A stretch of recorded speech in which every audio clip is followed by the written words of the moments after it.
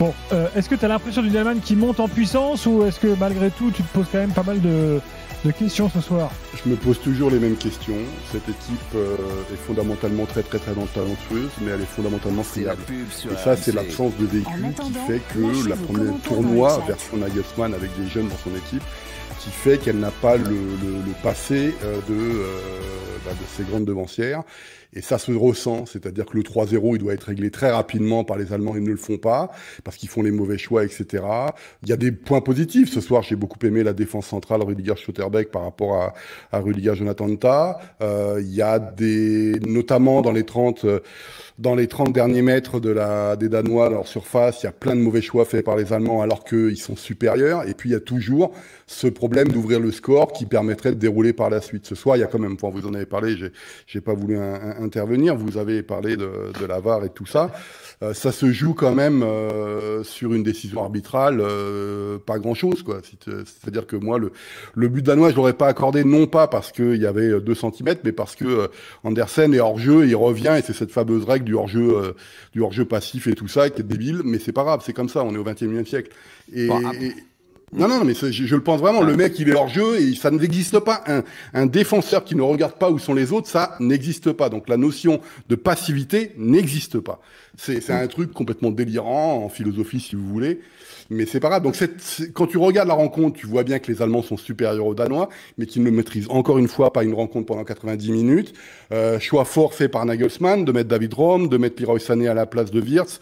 Et puis il m'en manque un troisième, oui, Schlotterbeck évidemment. Et même quand il a fait rentrer les équipes, ses joueurs, il a joué avec 2 attaquants pendant un moment. C'est ce que je réclame, ce que je voulais voir plusieurs fois.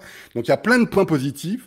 Mais de là à dire que la Nationalmannschaft est un candidat dans son tournoi au titre, ça me semble un petit peu pousser le bouchon un peu trop loin pour l'instant. Ah non, mais bien sûr que c'est des candidats. En match dans l'ordre et tout, ça vous embête pas quand même parce que non, mais c'est vrai, on est un peu parti. Reprends le fil de cette émission. On peut faire une considération générale avant de reprendre le match. Reprends le fil de cette émission, voilà, Daniel. Ok, ne reprenons pas le fil, je vais répondre à Polo. J'entends ce que tu dis. Maintenant, dans 7 euros, je n'arrive pas à trouver une équipe. Demain soir, on va revoir l'Espagne, mais je n'arrive pas à trouver une équipe qui affiche ce que tu réclames de l'Allemagne. Ça ne veut pas dire que je ne suis pas d'accord avec toi. Mais je vois plein d'équipes qui jouent par séquence, qui par séquence sont... Alors en plus, le match de ce soir a été très particulier, puisque pour le coup, il y avait des vraies séquences avec les arrêts de jeu qui ont quand même, je trouve, fortement perturbé l'analyse qu'on peut avoir de la rencontre. Tu t'arrêtes 25 minutes, après tu as la mi-temps, après tu reviens. Et par séquence, j'ai trouvé les Allemands très bons. Et après, comme tu dis, sur d'autres séquences, nettement moins bien, où oui, tu te dis, bah tiens, là, ils sont friables. Tiens, bon, après, ils ne jouent pas tout seuls. Ils jouent face à des Danois qui ont toujours affiché dans les compétitions internationales des équipes qui étaient capables de créer des choses face à n'importe qui. Donc, je ne sais pas si tu es trop exigeant en voulant que l'Allemagne écrase complètement son match, mais il ne joue pas tout seul. Et encore une fois, comparé à tous les autres, moi, je ne vois pas d'équipe. Peut-être que l'Espagne nous montrera demain, si elle est parfaite encore contre la Géorgie, que c'est la seule équipe de 7 euros qui arrive à avoir une continuité dans le contenu de ses matchs. Pour le reste, moi, j'ai vu le premier match de la Suisse, c'était très moyen derrière. Ils nous font que forte impression. Les Pays-Bas, c'est un coup oui, un coup non, voilà. On a eu l'Angleterre, on n'en parle même pas. C'est même pas des bribes de bonnes séquences qu'ils ont, c'est pas grand-chose.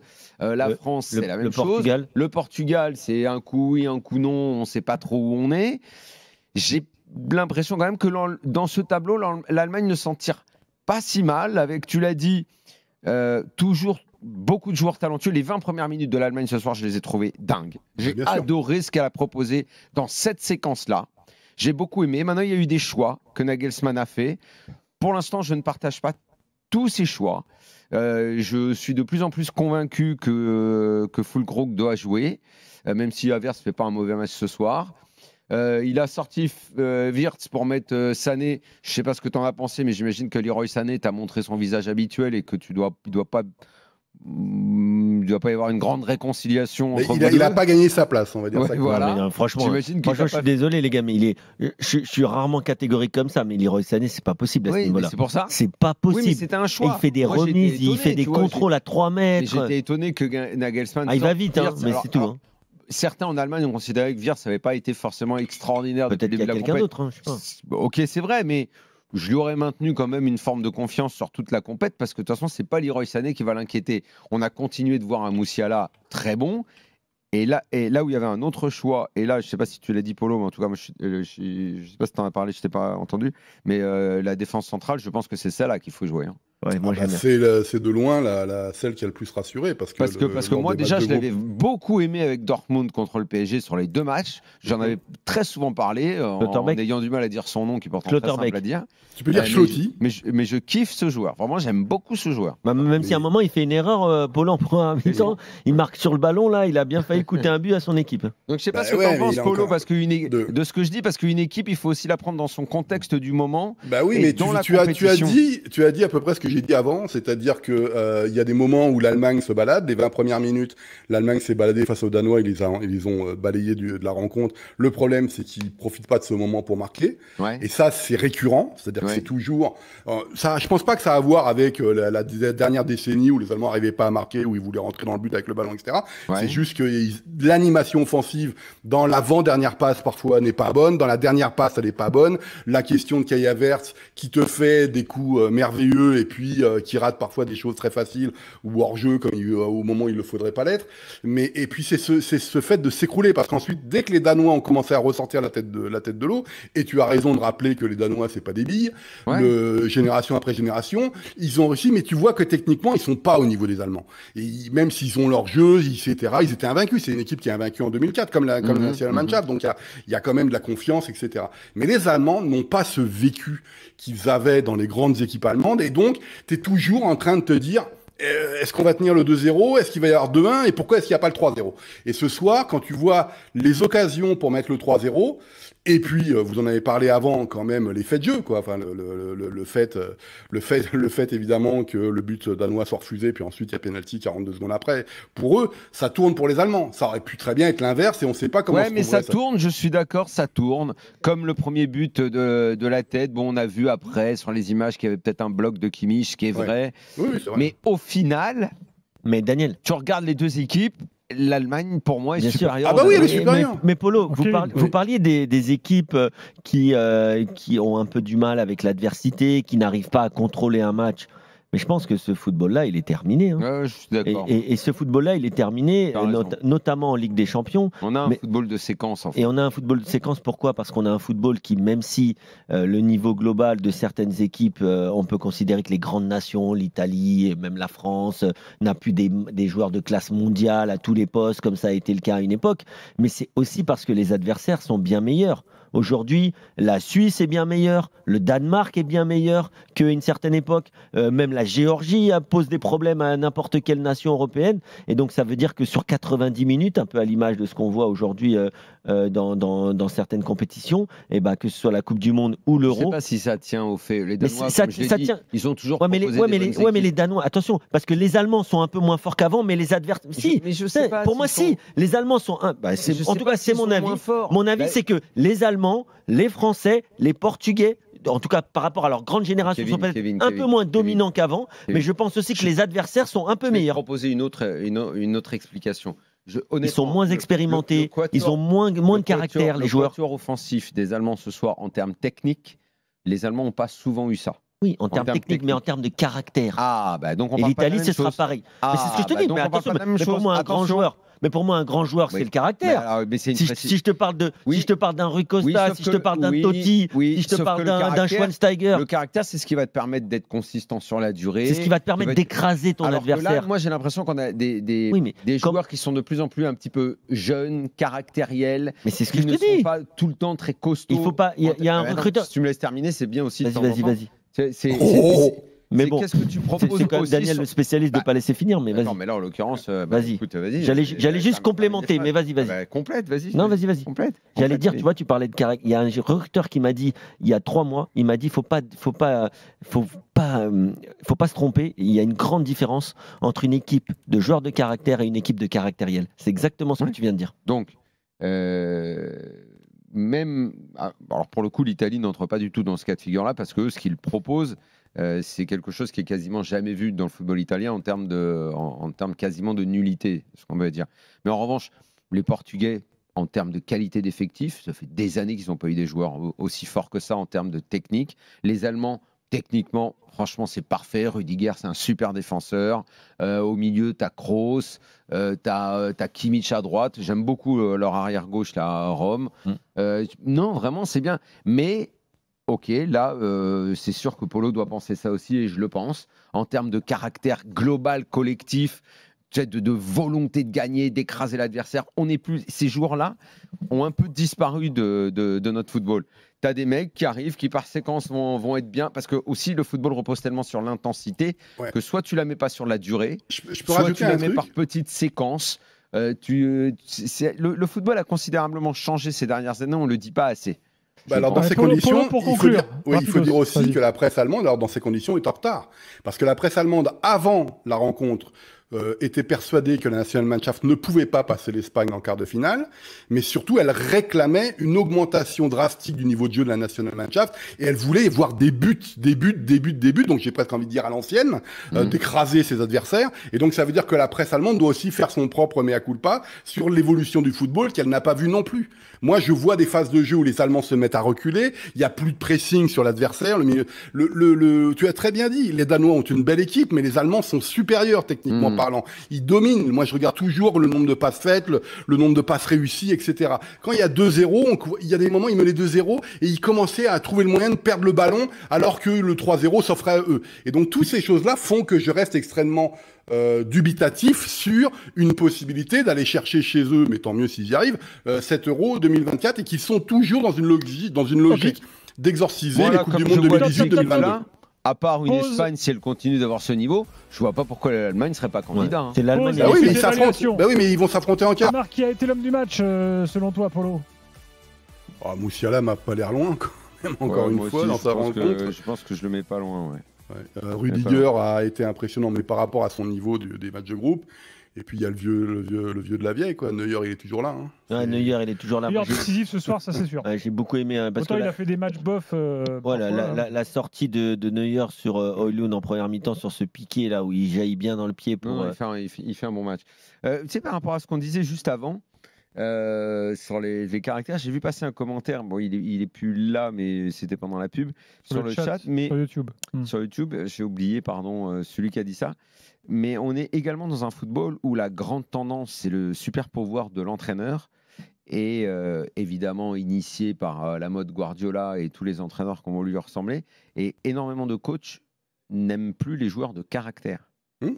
Ils veulent avoir des petits soldats qui respectent les schémas mis en place, mais on ne veut plus de joueurs de caractère. C'est pour ça qu'un Maradona, tous des enfants.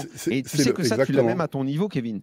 Tu l'as même au niveau où tu évolues et même en dessous, avec tous ces coachs qui ont un boulard pas possible et qui se prennent pour les petits rois avec les joueurs. Tu fais ça, et les joueurs de caractère disparaissent parce que ces coachs-là n'en veulent plus.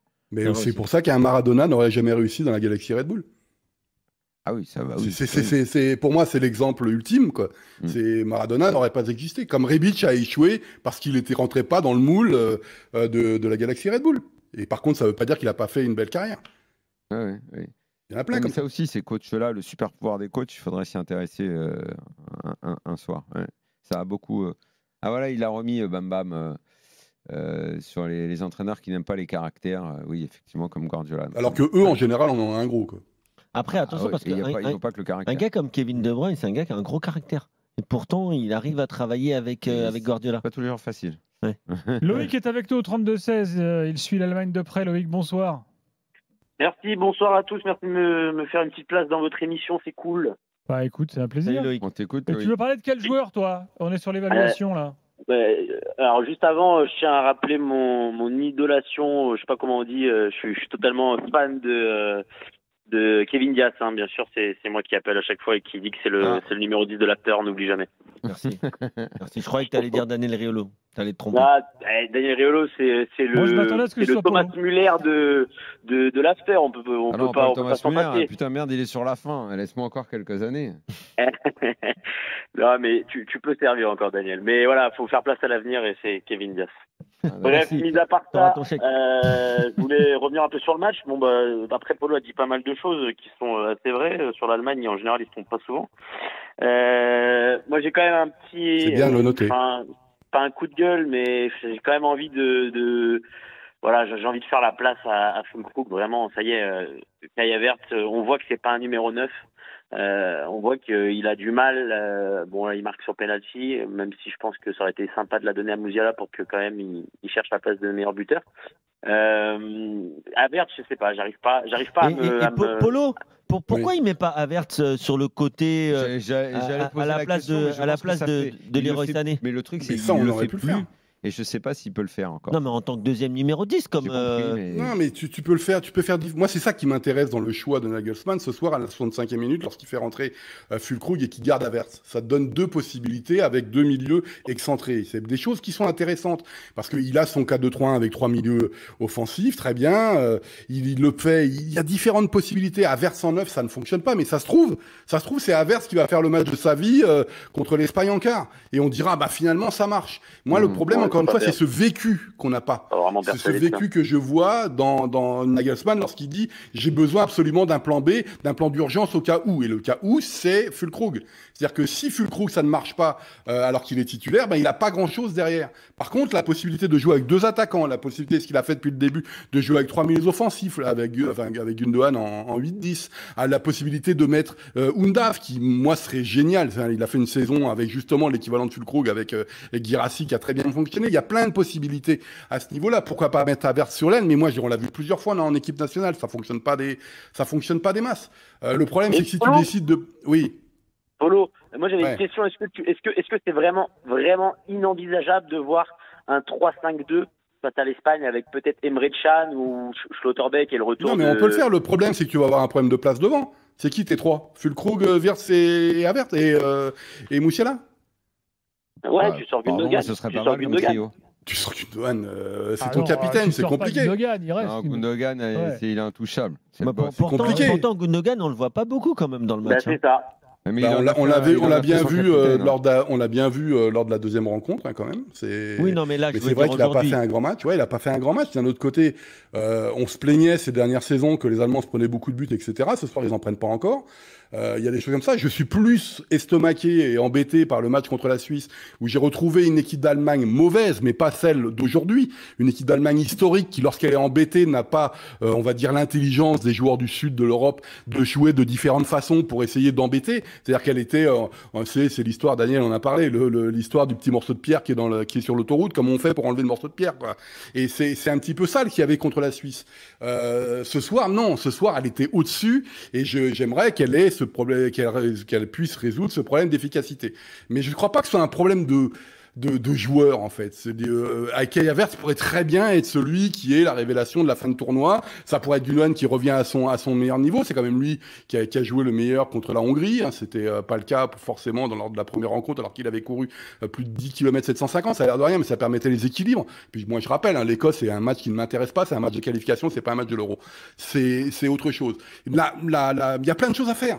Mais, encore une fois, on est dans l'urgence, Nagelsmann est dans l'urgence, et on n'a pas ce vécu d'avoir battu l'Italie, d'avoir battu l'Angleterre, d'avoir battu telle sélection, et on n'est pas sûr de notre force. On est encore une équipe qui n'est pas à maturité, et on ne la verra malheureusement jamais à maturité, parce que Toni Kroos pourrait être critiqué aussi.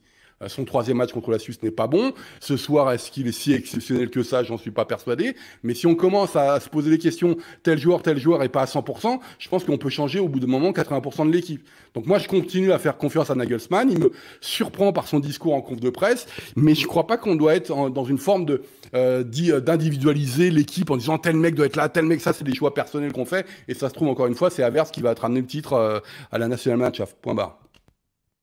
Bon, à suivre. Alors sinon, l'histoire de l'orage, on joue plus quand il y a de l'orage maintenant. Ça avait l'air un peu costaud là. Non, ça a l'air costaud. C'était pour les 12 caméras et le VAR et le hors-jeu en fait. En plus, il y a les trous dans le toit. Ouais. Non, mais je crois qu'à un moment il y a eu des grêlons, c'était des balles de golf. Bah oui. Et puis je crois que c'était.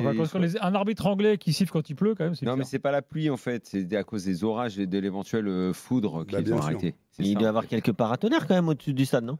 Et va voir l'architecte du stade, Kevin. Arrêtez de perdre du temps à dire des bêtises quand même.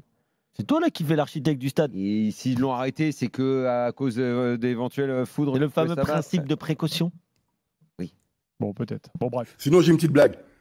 C'est pour Kevin. Polo fait des blagues. Après le match contre la Suisse, j'ai regardé une émission allemande pour voir un peu ce qu'ils voulaient faire, quels étaient les favoris de l'Euro, etc. Et donc on pose, alors l'Espagne pas mal, la Suisse quand même un peu les en demi, etc. Et puis il y a Thomas Selmer qui dit, ouais quand même les Néerlandais. Et là t'as tous les anciens champions allemands qui éclatent tous de rire. Donc je pense que si j'aime pas beaucoup les Néerlandais, mais bon voilà, je pensais à Kevin quand j'ai vu ça parce que j'ai éclaté de rire aussi. J'adorerais une finale Deutschland contre Netherlands, ce serait pas mal. C'est vrai? Ouais. Mais t'en connais l'issue quand même. Ah écoute, on sait jamais. Ils jouent contre la Roumanie là. Et alors? Ils vont se faire sortir par les Roumains, je te le dis. Tu prends le pari? Bah non, écoute, la Roumanie, ça passe. Tu prends le pari ou pas? Ah écoute, la Roumanie, tu prends le pari ou non? C'est la surprise des huitièmes. Tu prends le pari donc? C'est la surprise des huitièmes. Vas-y, le resto. Allez, le resto. Tu détermines ce qu'il y a dans le pari tout seul, toi. Le resto, c'est rien. Resto. Une fessée contre l'Autriche en quart. Non, jamais de la vie. Ah bon? Non, pas 2 fois contre l'Autriche. Après, ils sont flingués. Hein. Je dis pas qu'ils sont très bons les Pays-Bas, mais je pense qu'ils passent quand même la Roumanie. Enfin, comme à chaque fois, quoi, en fait. Voilà, tu le vois, le complexe de supériorité néerlandais, Polo? Il est là, il est chez Kevin Diaz. Ça me fait pousser. C'est le football couche-culotte. Il a infusé Kevin Diaz. Le football couche-culotte néerlandais me fait rigoler. Rotterdam et Valjevic, là. Valwijk, si tu veux.